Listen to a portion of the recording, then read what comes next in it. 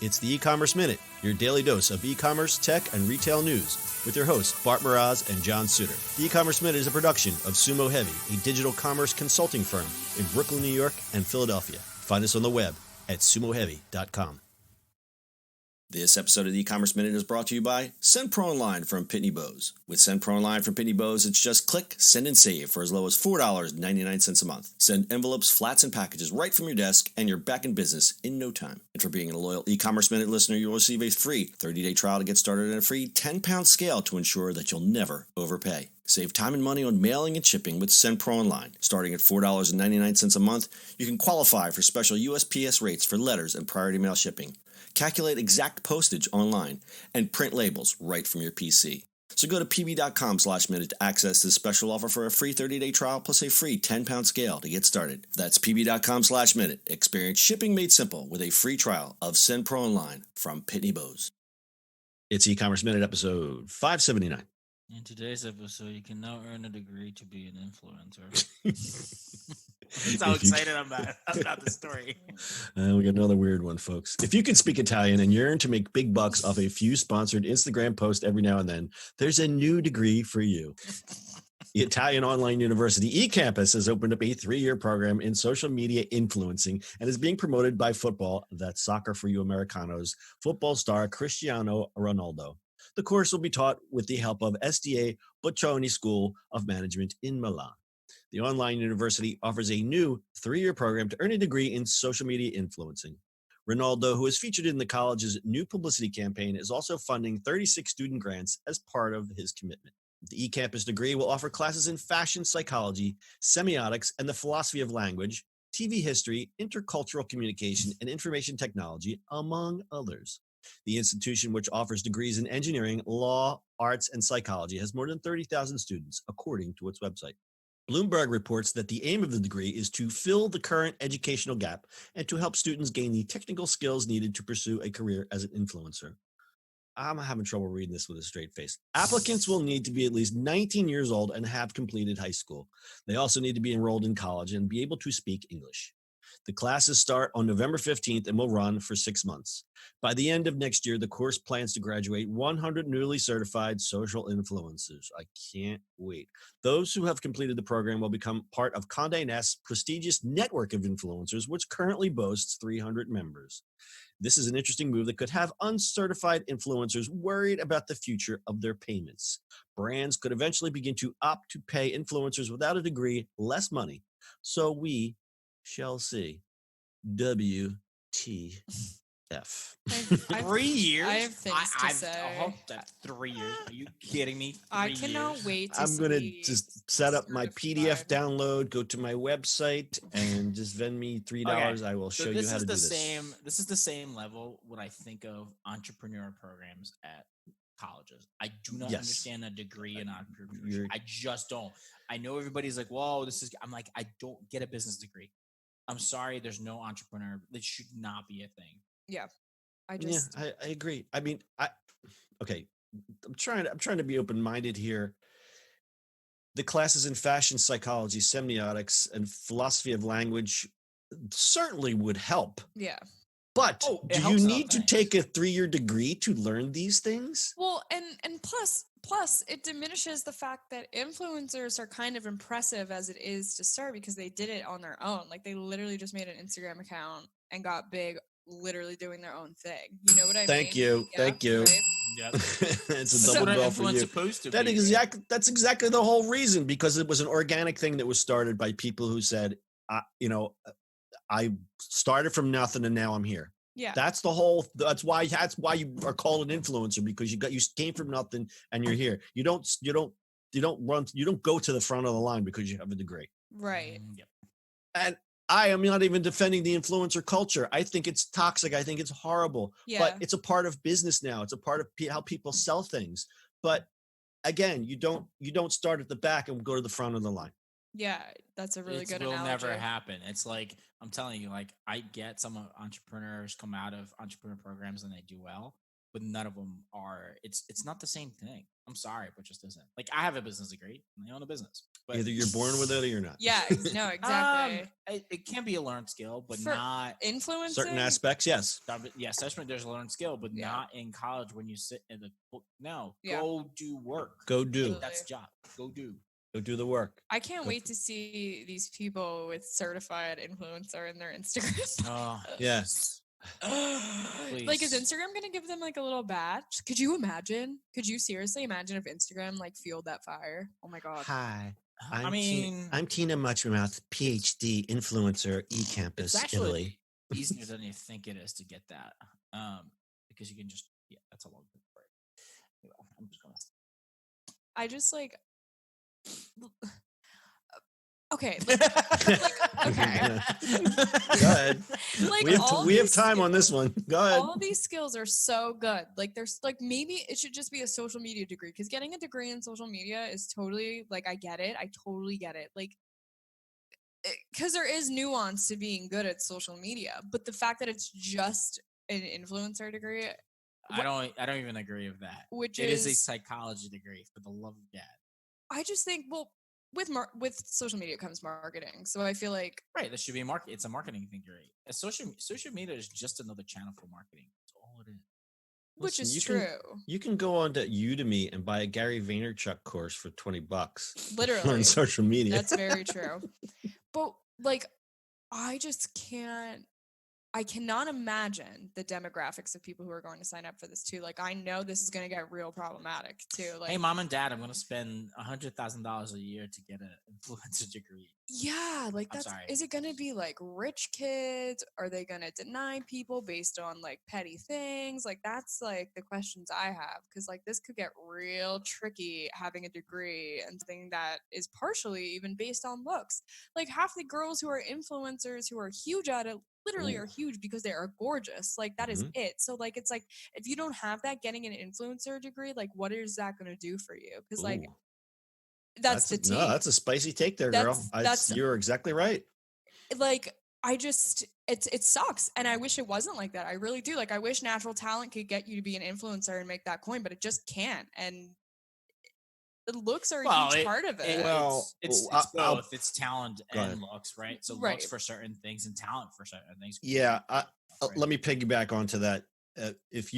Yes, Brittany, you are 97% correct in that the Instagram influencers is based on, okay, I'm selling my diet tea, but also look at the great butt I have because I work out 7 hours a day. Right. But there's also niche influencers. Now, I am a designer, so my Instagram looks like a lot of dorky lettering artists and things. And we're not the most attractive bunch. And there's a couple of super dorky lettering people that get free shit all the time because they're a lettering influencer and they look like they just woke up out of bed and stuck a hat on their head. So there is certain niches where talent can play a part. But if you're talking about as a whole, yes, that is it's based on how you look and where you travel, where your backgrounds are. It's like, yeah, you're exactly right. There is an opportunity for niche influencers, but that opportunity does not warrant a 3-year degree from an Italian university. Right. Yeah, exactly. It really doesn't. And it's like part of me also like to play devil's advocate is like, like they're legitimizing the practice, and I get that because that's a smart business move because now companies can like pay people who are certified more, which is going to be a niche group. So they're going to put all their coins in these certified people if they're good enough, and then start taking their coins out of the uncertified people. Can we I agree with you. Can we take a step back? Do we feel that the whole influencer thing is a thing that brands should do, or do you think it's just something that is here and will probably just disappear because of what algorithms or whatever? Do you think it's a smart move by brands to work with influencers? It is for certain things, but from stats now and what you see online, it's starting to disappear on the bigger scale. So micro influencer stuff is happening more than like a big, huge influencer thing. People are going for, in Gary's term, they're going deep, not wide. So it's deep smaller, niche, right? That's what I said, right? Yeah, I think that's what's happening more and more now. Right, and not only that, but the people who were big influencers that kind of like started influencing and invented influencing are now considered celebrities. So it's like I think it's smart just because it's like a cheap spokesperson, if you will. Like, instead of paying that celebrity who has this reach, you're going to pay nobody who has the same, for lack of a better term. Yeah, no, you're right. You're going to pay a nobody who has the same exact reach, and you could pay them so much less. So I think so far as like these random people still have huge platforms and voices, like it's a good idea to invest in that because it's obviously going to be cheaper than having a celebrity spokesperson. But yeah, it's going to implode on itself in some ways. Yeah, it could. I mean, it's the same thing with YouTube. We looked at YouTube 5 years ago or 6 years ago, whenever it was, when everybody wanted to be a YouTube star because you could make a fortune and everybody wanted to be the next Casey Neistat. And then YouTube turns around and says, guess what? We're demonetizing you unless you're already up at this echelon. And all these talented people just kind of disappeared because they couldn't make any money off of it. Well, let's go even a step further. You go to Vine, and Vine got acquired and disappeared. How many people were on Vine, like stars on Vine, and then all of a sudden, it's like, no, a lot of them found their way out. But you are exactly right. That was, I mean, besides this story, the arc of this story, the shutting down of Vine was a goddamn shame because there was a lot of talented, funny people that were on there that were just starting to find their voice and find their way. Young people who they just happened to be funny and found a platform and found an easy way to put their voice out there. And advertisers started saying, wow, this guy is a quote unquote Vine star. And then Twitter got all jealous and said, oh, we're going to buy Vine. We're going to shut it down. What do you have now? So what do you have now? TikTok. So somebody just went, still a great idea. Let's just do that. Now TikTok is bigger. It's probably going to be bigger than Twitter's ever going to be. So TikTok sucks so much compared to Vine. There's a lot of garbage on there. Yeah, but it's going to be like, as much as you say that, it's going to be around. It's going to be around because advertisers are already figuring out a way to do it. And it's so easy because the first problem that we had a couple years ago was we all gasped in horror when they tried to put ads in our Instagram. And then we gasped in horror that they were going to put them in the Instagram stories. Who the hell is going to put a vertical ad? Well, now everything's vertical. Vertical is the way to be. It doesn't matter anymore. Snapchat proved that 5 years ago. So yeah, TikTok's going to be around. If they're figuring out a way to monetize it. Brands are not stupid. Brands are they've got their young they've got their young social media people on these accounts going, put your money into TikTok. Mark my words. It's going to be money well spent. TikTok is so much more predatory than Vine ever was, and that's why I hate TikTok. I agree. So Vine was a sweet place, and it was so funny. It was nice. TikTok is now, you can just tell it came out of the gate. Just we're going to make money and people's lives. Who cares? Yeah, absolutely. I love Vine. I get sick when I think of Vine. Vine was my favorite app of all time. I was on it all the time. I was on the cusp of trying to get famous on Vine. So. Yeah. Can we do a whole podcast on Vine? Sure, we could do a whole podcast on Vine. We could do a whole social media podcast. But listen, when I need a couple giggles, I'll watch YouTube compilations of old Vine videos and laugh my ass off for a half hour. Absolutely. It was great. It was great. Here's the thing about my Vine experience is that Vine came out when I was at like a really developmentally crazy time in my life. Like I was probably 14 or 15 when Vine came out. And so now I have like these moments of my life, like literally associated with Vines. Like, do you know what I mean? Like, I know exactly what you mean. So big when I was in high school that like we spoke in Vine, like we talked to each other in Vine, and I still quote Vines to this day. You know what I mean? And TikTok will never be that. I'll tell you that. TikTok will never have what Vine. So your impression, so you're right in that demographic. Your impression of TikTok versus Vine, you said it's more predatory. What are your other impressions of TikTok that turn you off? Well, here's the thing. Like TikTok has all these like options now where you can like put like a song embedded in the TikTok and lip sync to it, and it's like branded and sponsored. Vine. Have you watched Cringe TikTok, guys? Oh yes. Oh, that's what Cringe TikTok is the best. That's what I do at night. It has the Me too. It has the music because it was Musical.ly. Yeah, it was Musical.ly, right? Right. It started off as a lip sync channel. Yeah, which I hate because Vine just started off as like a 6-second comedy, and you could tell right there the difference. But see, that's where the creativity was. It was like you only had a couple seconds, so you would write this lightning fast comedy and set it up and script it, and these kids put all this work into it, and it was. I mean, there were some brilliant shit on there. Oh my God. And yeah. I'll have to send you my favorites. Now I watch cringe TikTok. Folks, if you ever need some good entertainment, just look up the hashtag cringe TikTok. You won't be because like it's like beyond cringe. Like it's beyond. It is like because there are like oh God, there are like 65-year-old men who you could tell like live in like Alabama and are like weird. Laying in bed. Yeah, literally next to a video of like an 18-year-old girl who's also a furry, and they like sing together, and you're like, holy crap, what the hell? Like uncharted predatory territory. Like John. It like what did you just do? What have I done? I've Who said the V beast. word? Who said Vine? I said did the V word. that? Because All right, Brittany, I'm going to ask you one more opinion since you're in that sweet zone demographic. How likely are you to buy from an influencer or any type of influence sponsored post versus something that's just generic or, in the algorithm? I mean, it's kind of a loaded question because it depends on trust. Like trust is such a big part of influencing too. You know what I mean? Like if I trusted the person, if they also usually what helps me trust an influencer is if they have like a coinciding YouTube that I could like see how they are and like try to get a read of them and stuff like that. I'm not super likely to buy from an influencer, probably like 20% likely if we had to throw a number at it. But if I trusted them more through like their other channels and their like authentic like video content and stuff like that, I'd be more likely to buy from them. So that's a great point. So you feel that an influencer can't solely exist just on one platform. For instance, you get the girls who do the workout stuff on just Instagram and they're putting their workout videos. You feel that to gain more authenticity and trust, they have to have multiple channels and have to kind of, as they say, lift the kimono and be a little bit more approachable as opposed to there's a beautiful girl standing on the mountain kind of thing. Yeah, absolutely. Like I would never buy from just like an influencer who's like cute on Instagram ever.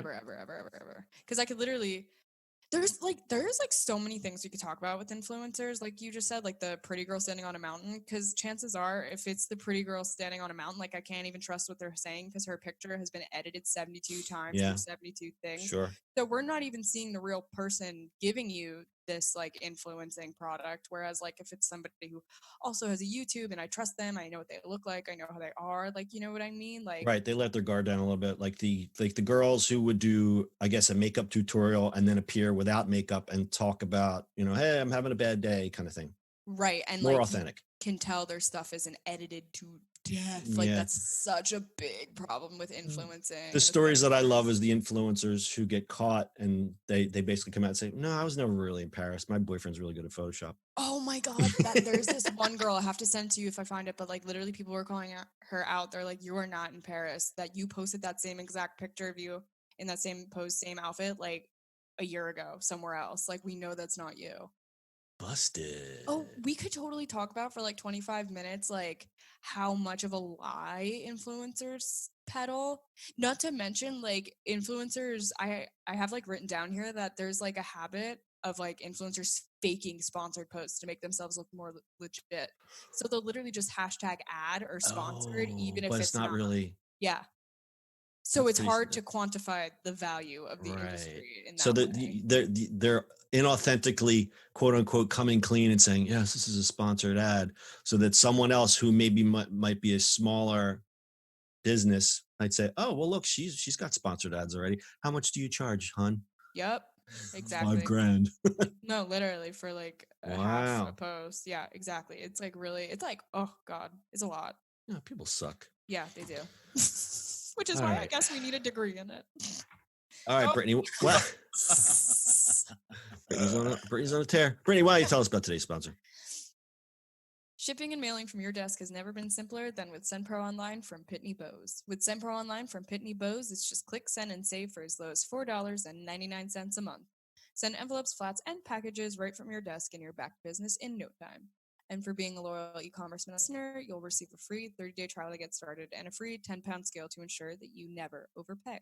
So save time and money on mailing and shipping with SendPro Online. Starting at $4.99 a month, you can also qualify for special USPS rates for letters and priority mail shipping, calculate exact postage online, and print labels and stamps right from your PC.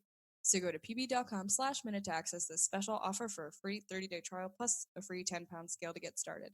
That's pb.com/minute. Experience shipping made simple with a free trial of SunPro Online from Pitney Bowes. Excellent. All right, we'll round it out with a little bit of stat time.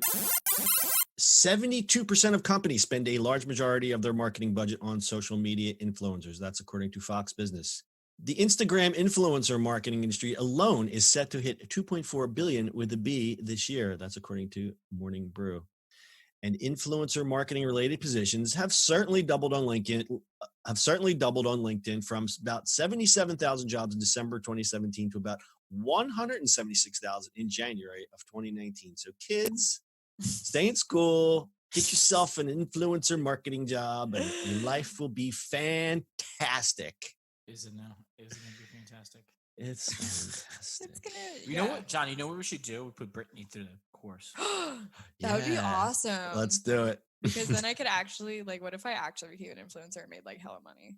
Just remember us little people when you make it big. No, I totally will. And in fact, I will influence for Sumo Heavy. All right. It's a win-win for all of us all around. I think that's what we're doing right now. It is. Yeah. Okay. Yeah. Anyway. All right. You guys got anything else on this one? No.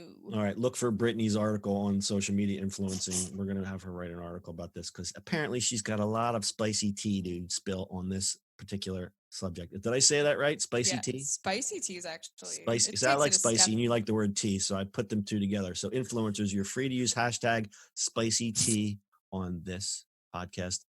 That's your e-commerce minute for today. We'll see you on the internet tomorrow.